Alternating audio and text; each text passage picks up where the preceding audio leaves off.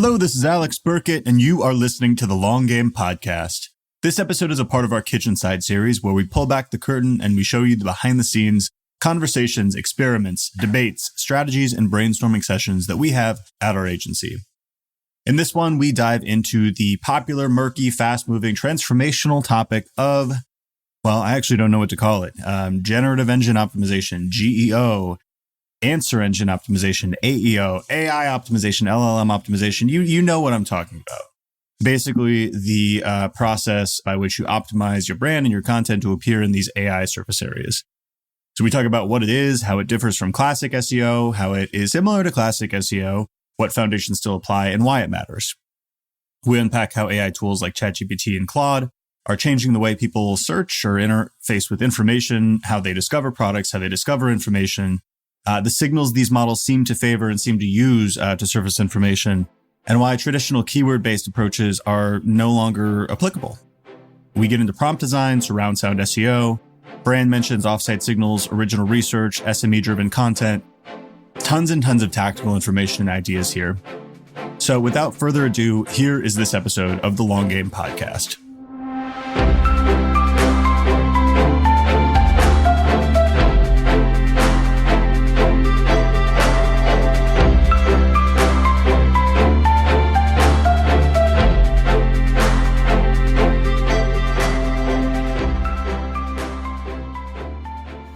Got Michael Scott just all up in my brain. Nice. I'm rewatching How I Met Your Mother. Oh. Yay! What episode are you on? I'm on season 8. I can't remember which episode, but I watched it in college when everybody watched it when it first came out, and I never finished it. So it's my first time getting through it all. Oh, guys. I didn't finish it after I heard the spoilers about how disappointing the ending was. And I'm like, well, there's no point watching it. I heard spoilers too. Yeah. Oh my God. I've watched Himium like 6 times through. Himium? Oh, Himium. I'm funny. a serial rewatcher. I don't have the emotional capacity for new shows. It is one of those shows that I feel like satisfies a certain earnest, like emotional contour. You know what I mean? Like, Yeah. it's very heartfelt and it's like unabashed about its cheesiness. Yeah. Well, you have to love it being in New York now. Mm-hmm. I know it is that it was really like cool actually seeing like actual locations though. we're also rewatching Friends, and it's been kind of fun to like not only see New York now that I've been there a couple times, but be like, a world without phones. It's so refreshing. There's like no phones in the coffee shop. Yeah. Like everyone's just talking to each other. That is true. Yeah. The Friends building That must be so weird if like Gen Z watches it. They like, where are the phones? Is that a function like, in new TV and movies? Like, are phones heavily present? I think so. Because I would imagine that's still distracting to watch, even as a viewer. No. Well, they definitely talk more about social media. Like, you know, the episode of Himium when Ted online dates. Oh yeah. Mm-hmm. And that was like the only mention of like them really seriously interacting with the internet. I feel like in modern TV shows, it's like a very centric part of the plot and how people connect with each other.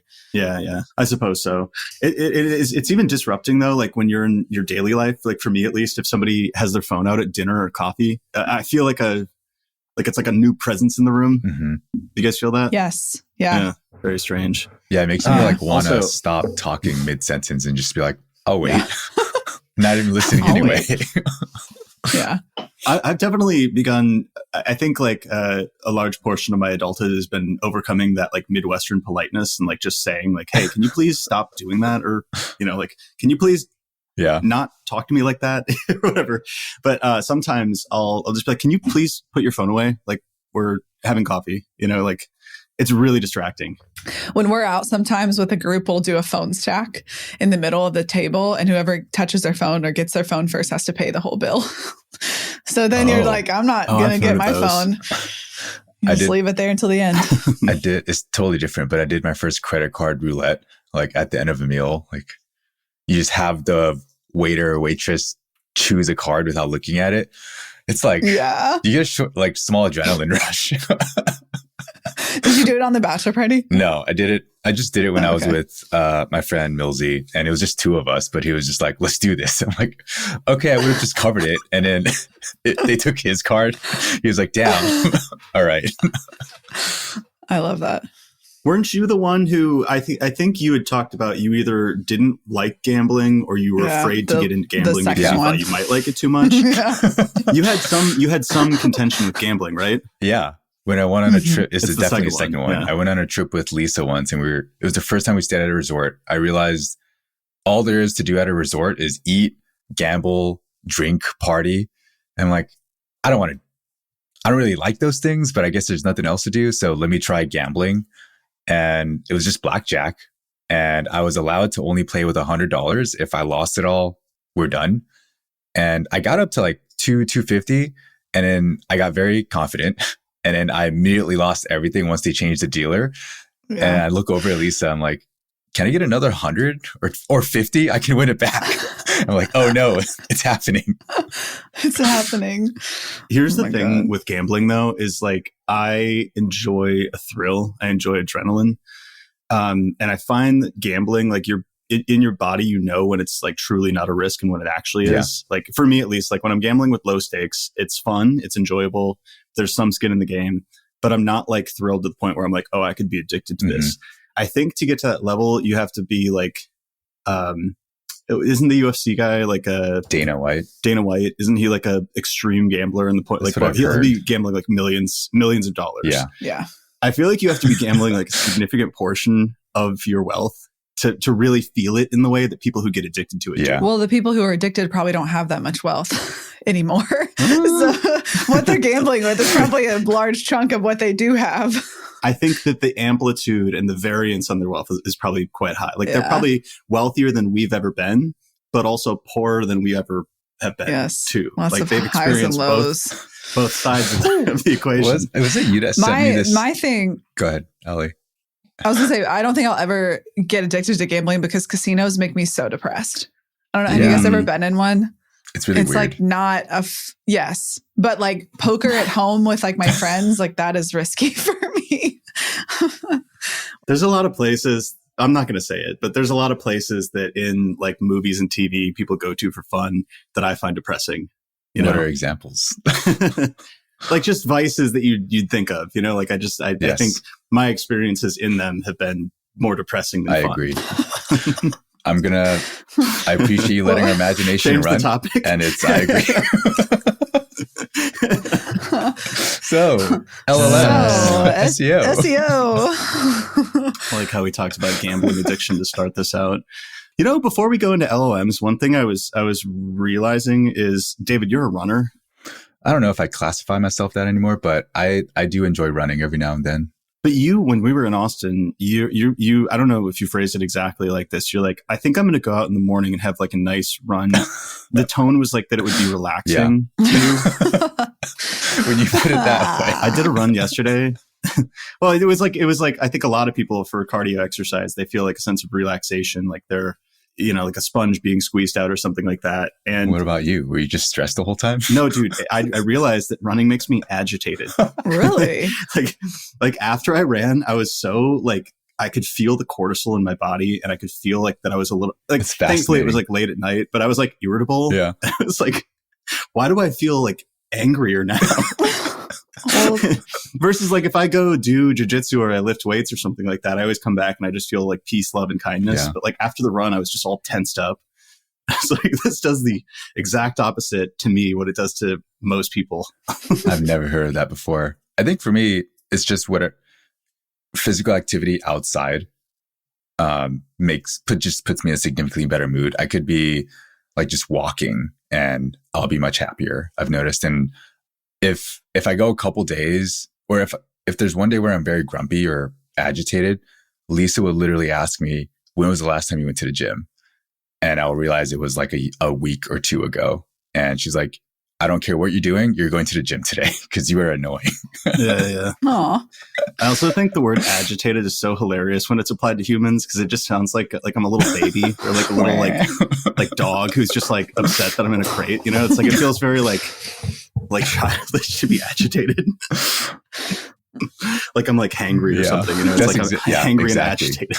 All right, LLM stuff. We're talking about the future of SEO. Have we ever talked about that? No, I don't think so. A single time on this podcast? Is anybody in the industry talking about this? Not much to talk about, to be honest. Okay. How do we want to frame the conversation and make this actually interesting and new?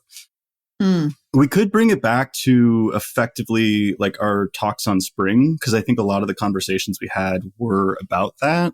And I think it would be interesting how, like, I think in the past we might have had hypotheses, and I think some of those have played out to be true. Like, I think, Alex, you were pretty intent that, or you had a lot of conviction that the surround sound SEO would be a big part of LLM optimization. I think we've seen that sort of play out with some of our small experiments. So there's actually data we can talk through. And then I've been preparing for an interview with Brittany Moeller, who was ex-Moz, ex-Hugging Face, so like OG in SEO. And through that process, have listened to a bunch of her previous interviews and presentations she's done. And there's a lot of alignment with the stuff that we've been talking about. And she's coming at it from a like data science perspective. And so it's a much different angle from the way that we view it, but kind of converging on similar conclusions. So maybe that's a good place to start. Yeah, I like that. And if I could, I'll maybe play a little moderator, but I can also inject my opinions. I do feel like I'm coming to a sense of conversion on a couple theses that were maybe loosely held together. And now I'm kind of coming up with what would you call it? Like a grand theory of sorts, or an approach or like a strategy or a playbook, or blueprint, whatever people call it. Cause yeah, the surround sound was one component of it. And then there's other components like how questions and answers and conversational voice of customer phrases are superseding keywords in terms of their relevance, which was even happening previous to this. So yeah, I think we can come up with a little bit more of a cohesive structure for how people should be approaching this. One thing that maybe we could start out with is, what do you think the difference is between, let's say, classic SEO and generative engine optimization or answer engine optimization or whatever people are calling it, basically optimizing to appear in AI summarized, AI generated surface areas? I have two things that come to mind. I don't think they're anything groundbreaking. The first, we've kind of been talking about this for a while, and I think it's sort of been in the discussion, is just more unique SME input from like firsthand experience. I saw someone posted a picture of a slide from a talk from one of the Google guys recently, and it said explicitly that Google is now getting a lot stricter with how they're identifying AI or automated content that's produced automatically. And maybe some of it is hand wavy and there isn't too much change happening, but the fact that it is a stance that they're putting out there, I think it means that they're warning folks like, hey, if you're producing this stuff that's just generic and you don't have any additional input or helpfulness, you're going to get dinged for it. And so that firsthand subject matter expertise is going to be helpful. Some ways I think about that are, if you look at a general piece of content that's produced with AI, if there isn't anything unique about it, it's going to sound pretty generic. You're going to read 5 other pages that sound almost the same. You're going to see that it's kind of just paraphrased. So maybe it's using different words, but still not very different. And I think the other thing is just, it's going to require better inputs. I think it's going to force us to have better inputs. I think the second thing is there's a lot more emphasis on offsite SEO, which is, I think, getting at more of the surround sound stuff that you're talking about, Alex. One of the things that I learned from Brittany is, one of the things she said was, brand mentions are the new backlinks. And I'm like, okay, we went from link building to digital PR to brand mentions is the evolution of this now. And so it's more of, hey, if you haven't thought about PR or thinking about how to get more links, then that's going to negatively impact how often you show up in these LLMs compared to the folks that are doing that stuff. So I don't know, PR is kind of having a resurgence in my mind as it relates to SEO and answer engine optimization. To paraphrase, though, at the highest level, you do believe that there's a fundamental difference in the approaches or the user interfaces or the interactions with these two systems, at least at this point? Yeah. I think so, too. Are you talking about differences in how to optimize for either, or how folks interact with both? No. So, both. Optimization is a function of the latter, I think. But like from a fundamental perspective, there's some people who say it's the same thing. It's all just SEO. And then there's some people who say it's a completely revolutionary new thing. It's not SEO at all. And obviously I'm queuing this up to say it's probably somewhere in the middle. Yeah. But like what do you believe is the difference between maybe these two surface areas? So saying like classic search, 10 blue links, sort of like links, content quality and technical SEO versus generative engine optimization, which would be plugging a query into ChatGPT. Potentially you use the search function, potentially you don't. Maybe you use deep research, but you're getting summarized versions of the answers and then sometimes citations. Like, do you believe those are kind of two fundamentally different systems? No, I would say it's somewhere in the middle. But I also think it depends on like where you are in your, as a user or a buyer. I think it depends on where you are in your journey, if we want to call it that, or like where you are intent wise.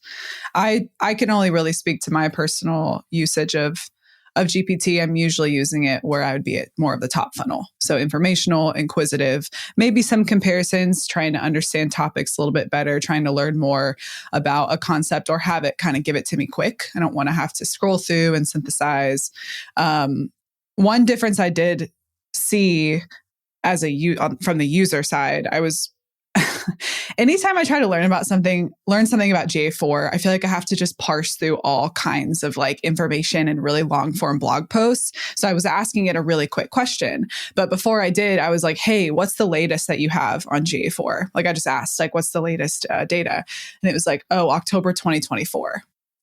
So I was like, okay, well, it's probably changed since then. It's about 6 months ago. So I did go back to Google and I was able to look at the published dates and not only the brand names, right, from like trusted sources, but the published dates on the pieces related to the query that I had.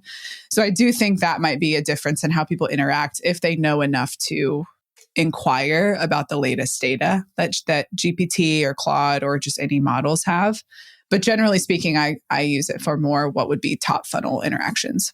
Yeah, that makes sense. So that's one difference. My top level take is they are divergent systems, but they're converging in a way. So functionally, they work totally differently. In Google's context, it's like based on information retrieval, documents, ranking systems, with single documents being the asset that gets delivered to the user, versus the AI systems being trained on a corpus of text and images and like whatever multimedia, and it being a function of like your prompt and kind of the predictive outputs based on that. And then now there's all kinds of like, I mean, there's a million more use cases with AI than just information retrieval and discovery.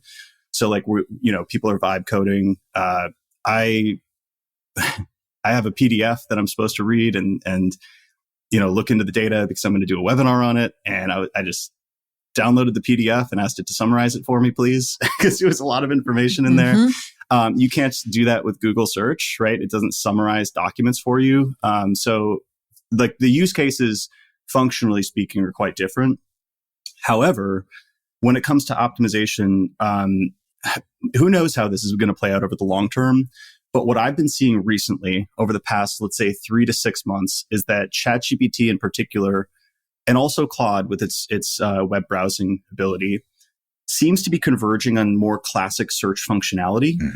So Ali, to your point on up-to-date information, previously you would have had to dictate that you wanted ChatGPT search to run basically a web query and summarize based on the citations. However, it seems to be doing that naturally or automatically or predictively based on the type of prompt that you're inputting. So if you type in the best SEO agencies in New York, it'll actually just do the search function for you, right? And you're getting local packs, you're getting a lot more citations. I'm even seeing like links that are clickable within the outputs from time to time. So some of the functionality seems to be converging. I think the practices are on the margins different in the sense that like a lot of the foundational things that you think about when you think about good marketing, really understanding your ICP, doing qualitative voice of customer research, figuring out pain points, questions, queries, answering them in the best possible way with expertise, credibility signals, original proprietary data, statistics, expert quotes, all of those things. It's still working really well and actually in some cases better in LLMs because they don't have to rely on the classic ranking signals of like high DR, brand, click-through rate, stuff like that. It's more about like the semantic, like the text, right, itself. And then, David, I totally agree. The offsite, the brand mentions, Surround sound SEO, I think, is probably the highest signal portion of that. But then generally speaking, like how often your brand is mentioned, how highly credible of a source it seems, where it's cited. I mean, Wikipedia, Reddit, YouTube, like those are highly cited sources right now. I think a lot of this could change over time because we're still in, what are we in, inning one? Like, who knows where AI is going? Like, this stuff could evolve tomorrow, next month, next year. That's why I think it's so difficult to come up with a playbook, because the playbook seems to be changing all the time.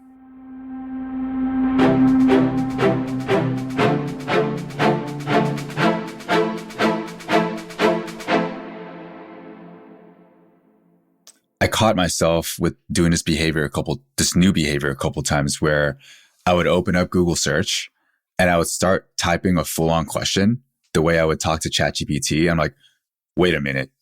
And I'm just like, screw it. Let's just see what it gives me. Nothing helpful. And I'm like, all right, I should, the way I'm even searching is different now. And then I'll go to ChatGPT and it helps me find the answer much more quickly. And sometimes the results aren't even from the first page. And I love that, by the way. I think that may actually end up being a very good thing for both users and creators if we can decouple ourselves from some of the commonly gamed things that we used to do for SEO, which is, I've said this before. I think I did it on a LinkedIn post that Ryan Law quoted me in. And I actually love that I'd said this quote, but it was something about like, did you really want to spend the golden years of your career writing ultimate guides and driving backlinks to like gamify rankings? So in some sense, hopefully these systems actually do transition to more of a relevance, credibility, and specificity of what you're actually looking for. Yeah. Do you all ever, after spending time on ChatGPT or Claude, go to Google to double check information and accuracy? 100%. Yeah. Like every time? Well, I guess depending on what you're looking at. Not every time. I think that's one thing that that's like, I don't know if we wanted to talk about Toby from Shopify's memo at all. Yeah. But one thing that I really appreciated about that memo, which is seemingly controversial, I'm not sure why, is the fact that you have to use AI because it's not a conventional skill. There's no real like manual to using it. And I think one thing that's going to have to happen is on the user side, there's going to have to be a little bit more comprehension as to like, is this am I looking for what word am I looking for? What's the opposite of probabilistic?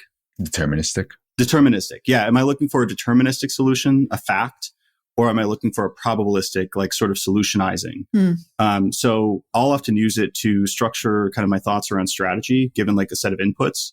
I'll even upload like emails and sales call transcripts and help it work through what maybe a potential proposal or strategy could be, which in a sense is probabilistic. There's no right answer to strategy. But if I'm looking up a fact, like a book or a research source, I'm going to, type in Leon Festinger social comparison theory, like in Google Scholar or something like that, and make sure that he actually said those things. Yeah, I was working with a client and they were sharing with me that they had ended up getting a deal, but it was based off some hallucinations through GPT. Like GPT had hallucinated that this client offered a free trial and they don't, and made some comparisons to a popular competitor that were inaccurate. And so the prospect had gone to Google after that, double checked all that stuff, ended up reaching out to, get a demo or whatever.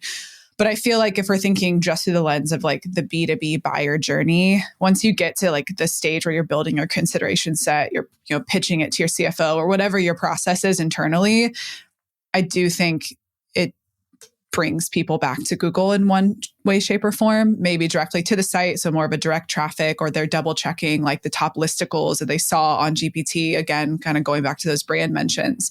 But I do think if we're thinking just B2B, it is more of a convergence in that sense, where folks are utilizing both tools and then ultimately making their choice.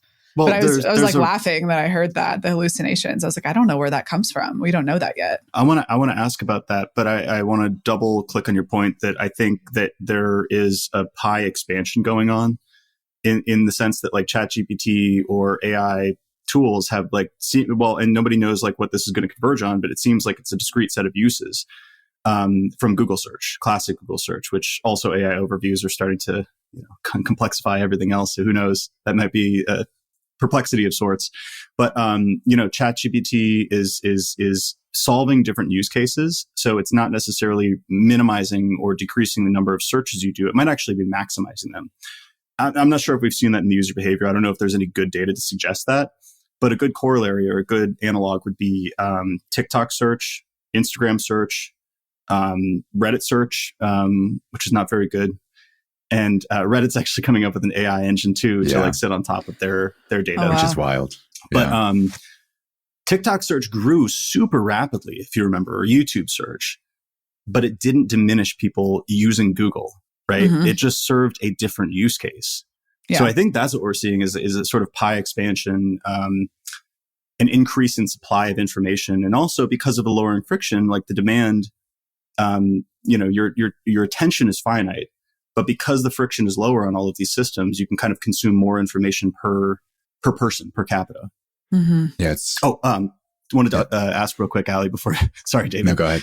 How did they know that? How did they know about this hallucination and the prospect's journey there? They talked through it in the discovery call. They were, the whole, like, how'd you find out about us? Because I think, so this prospect offers a limited free trial when switching from a specific competitor. It's a way to just show kind of the tool for free, blah, blah, blah. So my theory was GPT took this landing page and just applied it to all, didn't look at the nuances of the copy and therefore said like, oh, this competitor or this product offers a free trial versus this one doesn't. And I think the prospect just, qualitatively shared that stuff in the discovery call, and they were able to ask and, get to the bottom of it. But the client was like, I'm glad that they took themselves back to Google and did some of their own homework, because otherwise it would have been a missed opportunity. I want to talk more about measurement, attribution, customer journey, all of that stuff, because I think therein lies a huge difference between these systems as well. But David, what were you going to say there? Yeah, I was just going to say, like, you made a great point that I don't think should be brushed off, which was, hey, YouTube search increased, TikTok search increased, and yet Google search is still number one. Like, and I still continue to see people talking about how Google's dying and all that stuff, and how ChatGPT is starting to increase in searches. And I think Rand Fishkin at SparkToro did some research showing that is literally less than 1% or something of total searches compared to Google's billions of searches or whatever. So it's increasing, but look at the absolute numbers. It's not really making that big of a dent. And it's just coming back to the use cases, like, because ChatGPT and those LLMs are probabilistic models, it's not great for deterministic like searches. And as we've heard already, it's sometimes it gets right, mostly, sorta. Sometimes it's going to get it completely wrong. And if you put in the same prompt again, it's going to return something different. And I think over time, hopefully people understand that there are some things that LLMs aren't going to be great for. And they'll realize that, yeah, I'll probably still have to use Google search for this and go find a more authoritative source and not leave that up to a probabilistic model. Or maybe ChatGPT continues to improve through, let's say, like reinforcement learning or like humans in the loop doing feedback. And like, I'm not totally sure what mechanisms they're using for this, but maybe it becomes so good at detecting where you do need a probabilistic answer and where you do need a deterministic, and actually shifting the specific feature or even sometimes the model that you're using. Like, I could see that being more increasingly the case. Mm-hmm. Kind of like how Google, well, I don't know what the state of this is actually, but AI overviews, controversial as they are, like, I don't know how they're kind of triggering those or like how often those are appearing, but there is some logic that's happening where it says, all right, this search, we're going to add an AI overview. This search, we're not going to have one. I don't know if that's like a risk profile or, or, an information, like there's not like a clear answer. So it doesn't want to give you like something very like specific or factual or something like that. But maybe these systems even bake in some logic that starts to predict what kind of output you need. Right? Because it is a lot to ask on the user side to sort of know exactly. I think like there's some people who are like highly self-aware and highly critical, and we probably fall into that field, and there's probably a lot of people in B2B marketing that fall into that field. But like, does my dad know like how to do the different searches and like how to determine whether the information is like valid from a factual standpoint? I don't know, right? Is your dad using AI? I'm not sure. Your parents or relatives? Like, I haven't actually asked. I've asked my dad. My dad's like a software engineer, and I'm like, hey, Dad, are you using Copilot or anything? Like, you can probably just be working less hard. He's like, no, I'm not touching that stuff. Like, I'm too old to learn. I'm like, okay, but I mean, you're still working and I kind of want you to not work as much. I can show you how to use them. He's like going to retire soon. Yeah. So he's probably like, what's the point of all this? No more room in my brain. That's funny.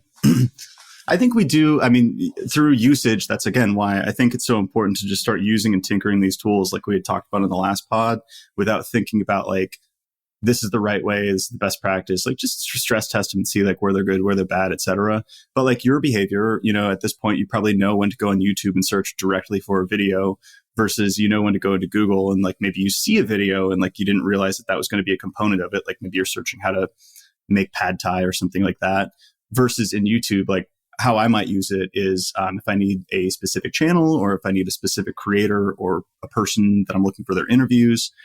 Or, sometimes I use it for education. Like I like to look up how to use certain tools or how to build a product in no-code tools or something like that. But my behavior has been trained by testing the limits on different platforms and understanding that this platform is good for this thing and it's not good for this thing. So therefore, I'm going to use this in this situation.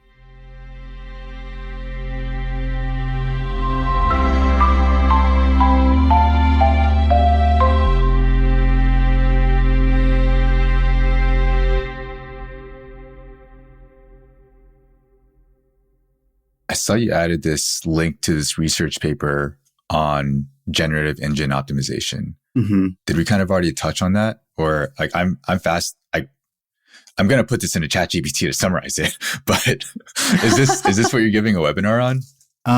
No, Okay. This is a different one. I don't know if we can talk about the webinar yet. Okay. So the point that I wanted to make actually was that a lot of the research in this space is actually, in my opinion, fairly shoddy. And it's for a couple different reasons. One, it's very hard to research in such a fast moving space because things change so rapidly. So if you find, the 2 points that I'm going to make are highly related. So if you find correlations today, those correlations may be completely different or flipped upside down in a month, just based on like the technology and how fast it's changing. And that's the other thing is the correlations are often spurious. So I've seen really bad research where like a single outlier produces like an R squared of like, let's say, it's like a statistically significant result. And then you can clearly see in the data, it's just a bunch of noise. And then like one single outlier is pulling it in a different direction. So then somebody will say, oh, like word count correlates with like inputs into, mentions in like a search engine or an AI engine. So I've seen pretty bad research out on this, but there has been some. And there was a study last year, which, did you open it? What's the study name? I don't have it open right now. It's literally like GEO, Generative Engine Optimization. Yeah. And I don't know how deeply we want to go into the methodology or like criticize that or, constructively look through that. But essentially, they tested a bunch of different mechanisms through which they hypothesized they could increase mentions and favorability in different systems. So they tested like adding quotations from experts, adding statistics, valid data-backed statistics, citing sources that were authoritative, increasing the fluency or the readability of the piece. And all of those actually worked. They had positive correlations with outputs. And then they tried this keyword stuff based on the prompt, and that didn't work. So, and again, who knows if this stuff is going to be replicated within a year or if it still exists today. This was done in 2024. But there is some emerging research that's pointing to like what works. And what I found interesting about this is like what are all of those things? What is an expert quote? What is a statistic? What is a authoritative source? General readability? All of those are quality indicators, and not just quality in terms of like, does this, there was a fluency on reading well, but they were credibility indicators. They were basically signals, hard to fake signals that say this is worth trusting, which is something we have talked about since literally we started this agency as a North Star for what your content should be, right? So in that sense, that's where I see like there's not much different. Like you're still on the input side, just aiming to answer questions from your users or customers or ICP in really highly authoritative, high quality ways. And that seems to parlay into visibility in these engines too. So just logically, first principles makes sense, doesn't it? So you have a point here, though, that GEO benefits low ranking websites the most. Is that also? Oh, they had found that in the study. Yeah. So if I'm hearing you correctly, in terms of best practices are the same regardless of engine, well, at least comparing Google and LLMs.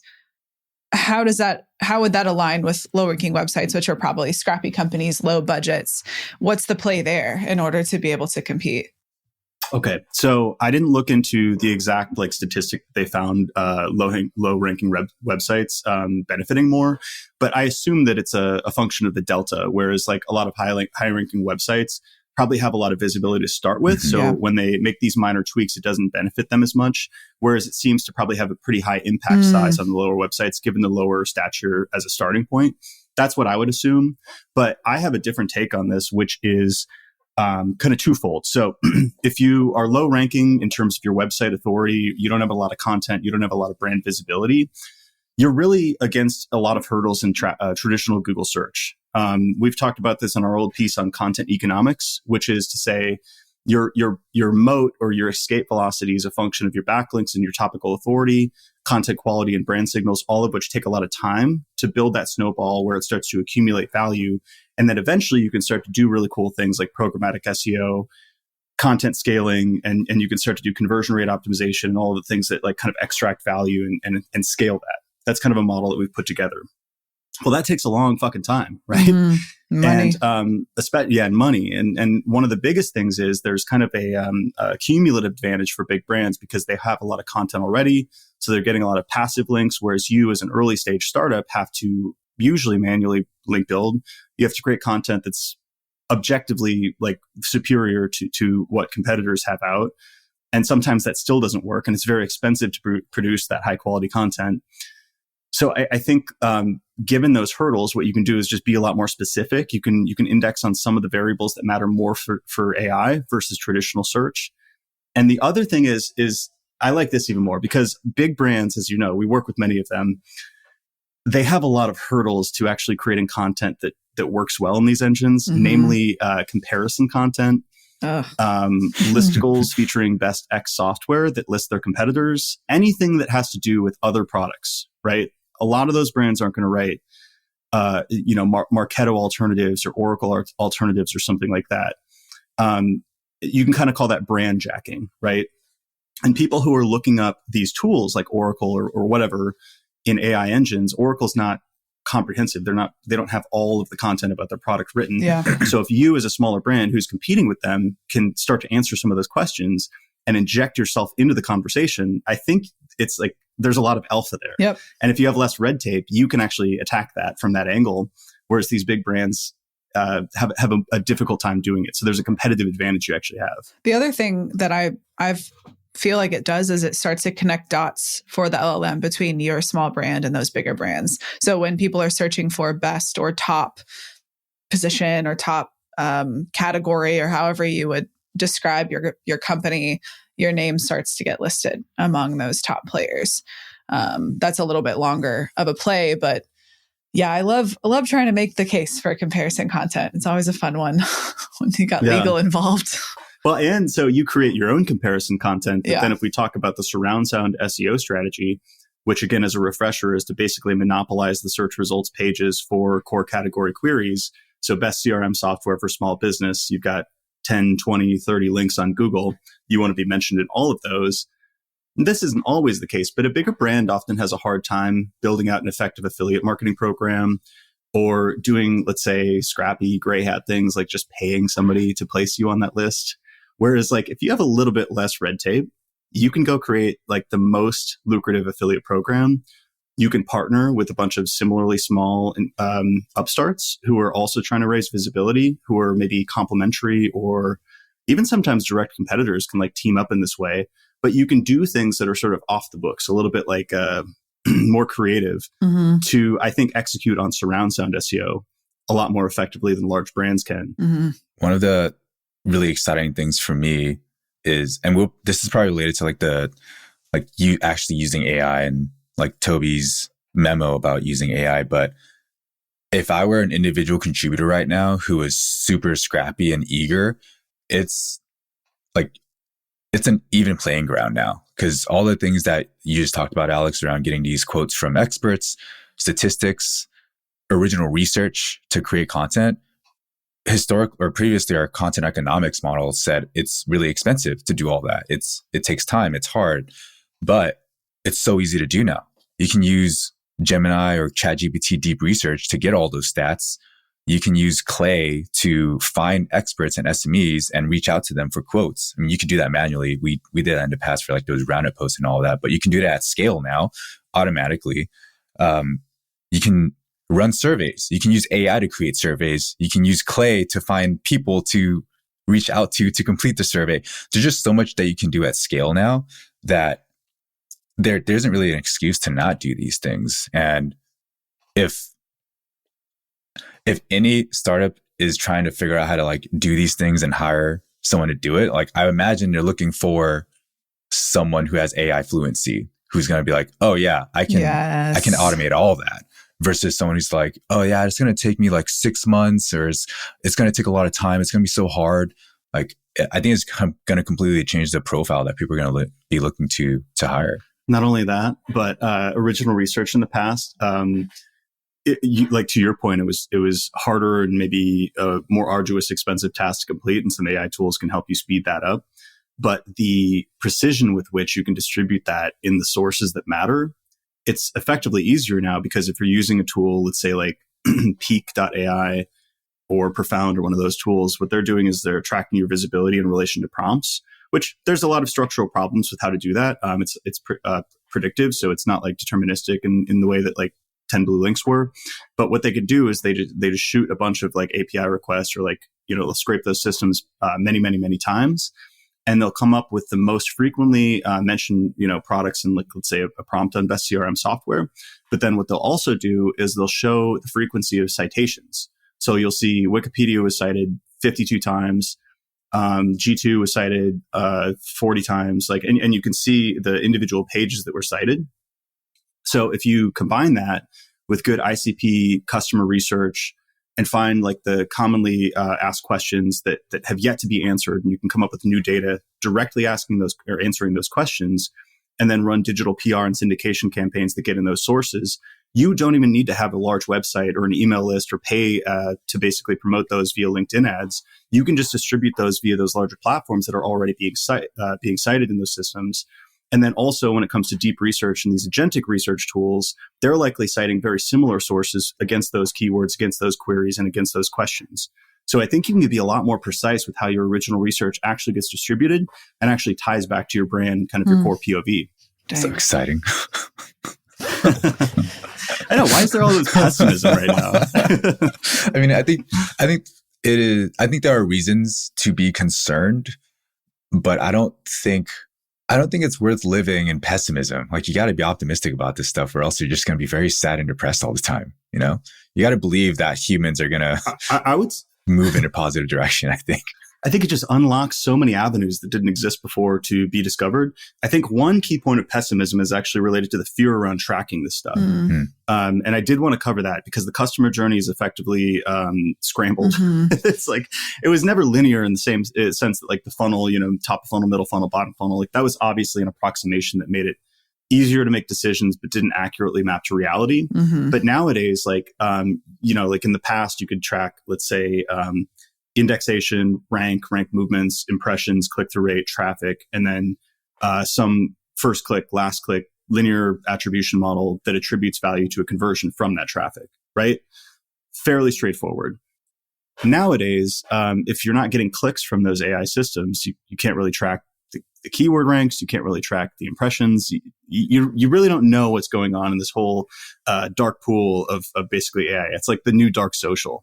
So I think that gives people a lot of apprehension in this world, which is also, in my opinion, where the alpha comes in, is if you can courageously step in and just do the things from first principles that seem to matter and create value in the world, and do so with some strategy behind it, like I had mentioned on the original research point, then I think if you face that dark void with courage, you actually have a lot of alpha because everybody else is afraid to step in there.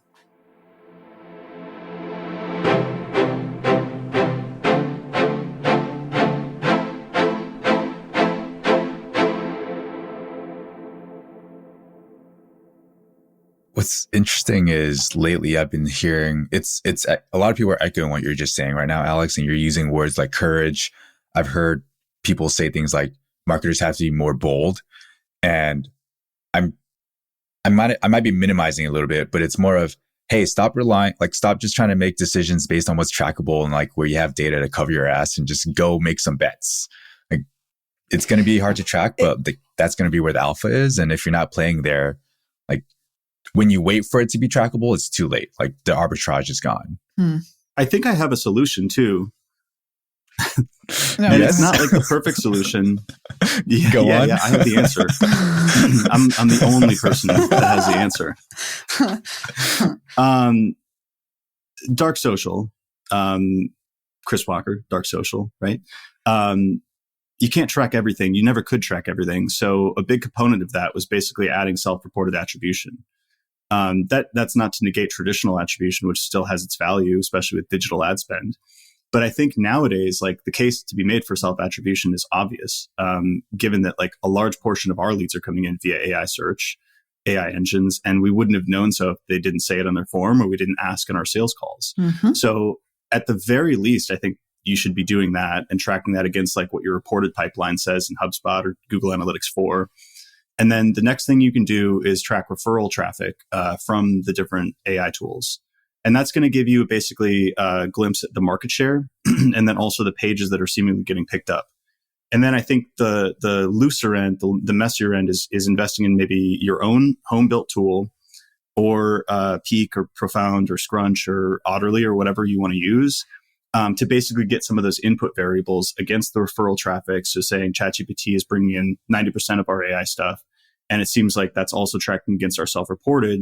So where are we actually appearing and where are our gaps and how can we actually flood the input layer to, I mean, you're not going to be able to tie this direct one-to-one, but you should be able to see directional incremental output changes on the self-reported attribution and on the referral side. So that's what I would recommend right now. I think tools are going to get better over time. There's gaps, like you can't see search volume. I think you could approximate some of that using keyword data and then extrapolating questions and conversational queries from the keywords, given if you can do some semantic analysis on topics. So there's still gaps, but that's what I would recommend for attribution right now. One of my favorite things that I've started doing is for some of my research for sales conversations, once I get an idea of who the ICP is, I'll use AI to be like, hey, what are the pain points that this ICP has when they're looking for a product like this?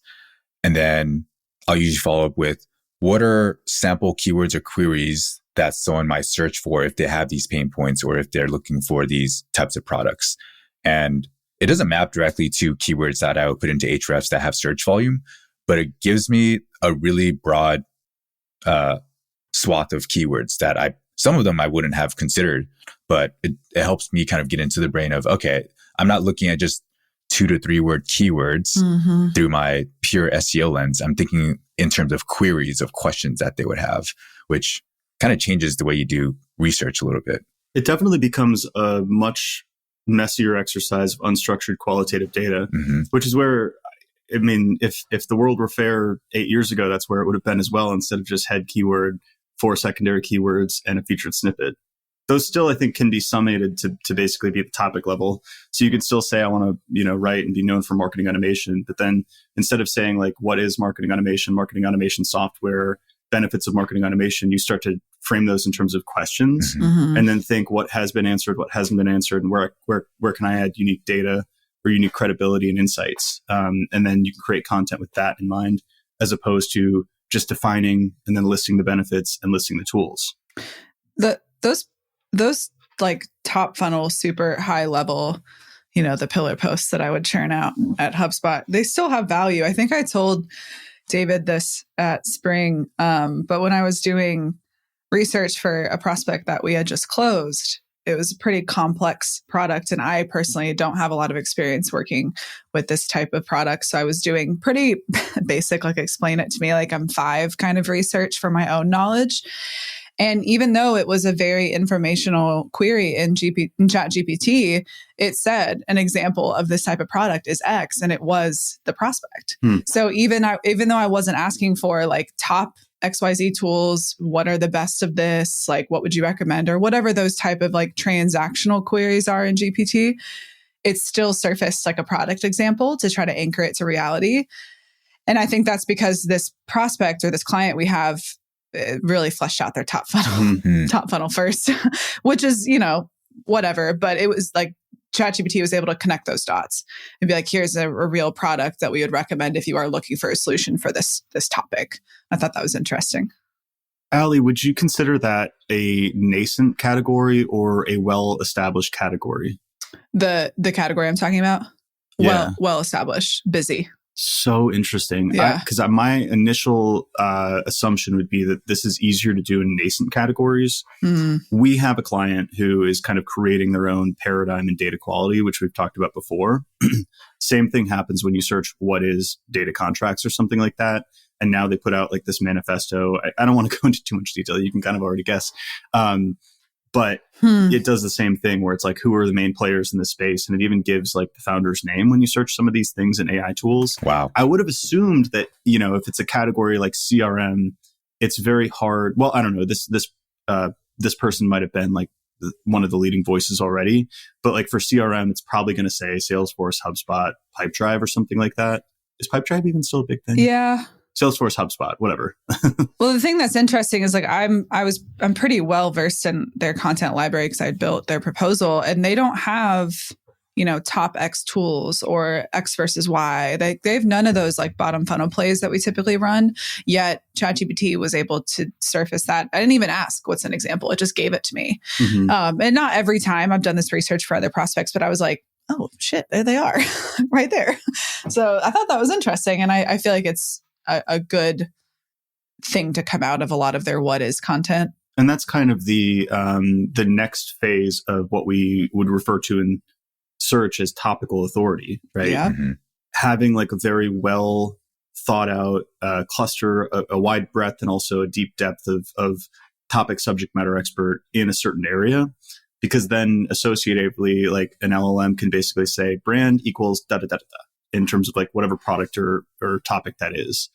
And that I think also translates probably even better into these systems than it did Google. I just think so I'm talking to this prospect who is a large globally known brand with a library of 6,000 videos that are presentations given by like very smart, well-known people.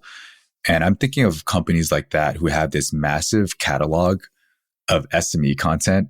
Like they don't need to go looking for SMEs to like build thought leadership on any of these. Oh my God, that is gold. Topics, right? That is like a gold mine for them. And they used to rank extremely well when these topics were kind of in their heyday and they were more well known. But like it's just like an optimization game now. Like, okay, how are we going to take this existing thought leadership and spin it out into new, fresher content that aligns with new search intent and all of that? And, while some companies are kind of catching up and still getting used to the idea of including like subject matter expertise in content, which they should have been doing years ago.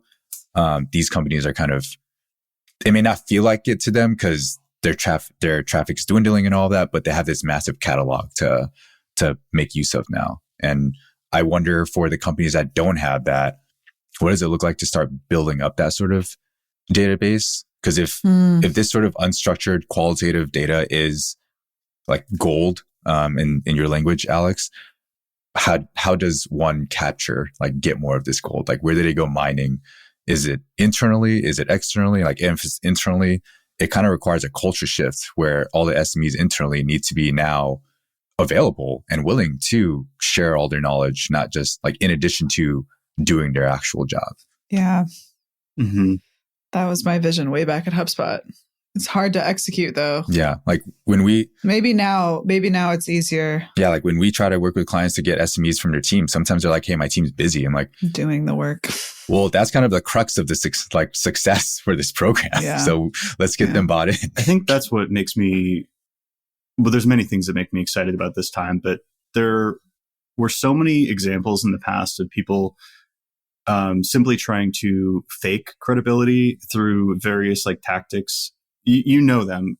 I mean, every year there's a new one in Google with like double eat and then, like in health and what's your money, your life content you'd have reviewed by a doctor's name, which I don't know if they actually reviewed it. They probably didn't. Some cases they maybe did, but you're trying to show credibility without doing the credible work.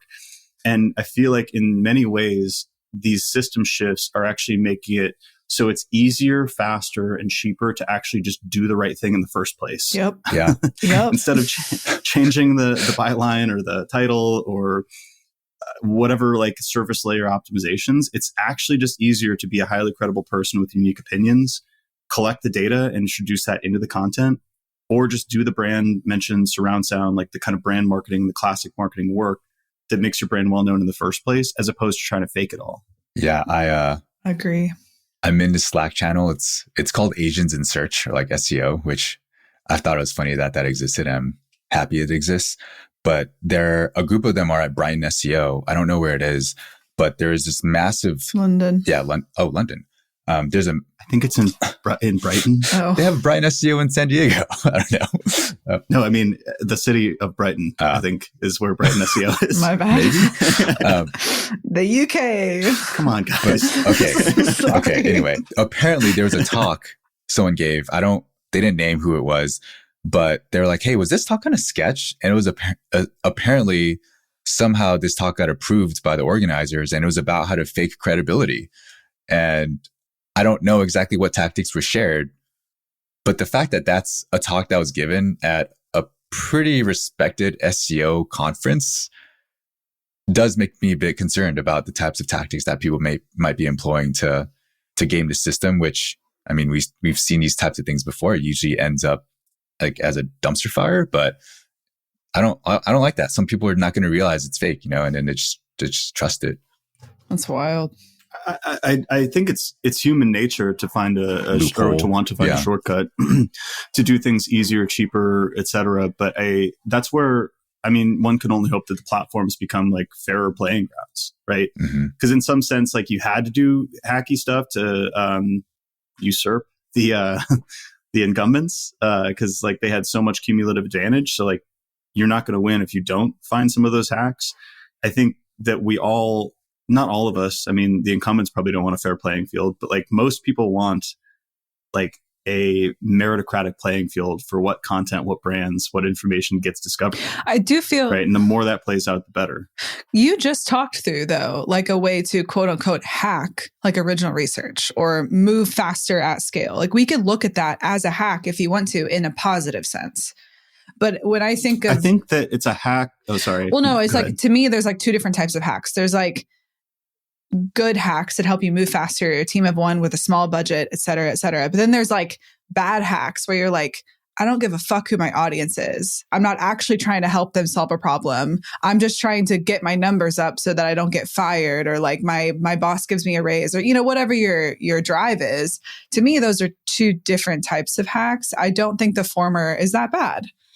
Yeah, like those dorks on LinkedIn doing clickbait and rage bait. It's like, what are you doing this for? Yeah. What's your end game here? Yeah. So in my hack, I think that, I mean, you can spin it. We're spin doctors in marketing, but what you're effectively doing is you're adding value to the world by identifying unaddressed ICP pain points, undermet needs. Exactly. You're building out data assets, products, interactive tools, whatever that asset is to fill those needs. And then you're distributing it through prestige media or commonly cited sources.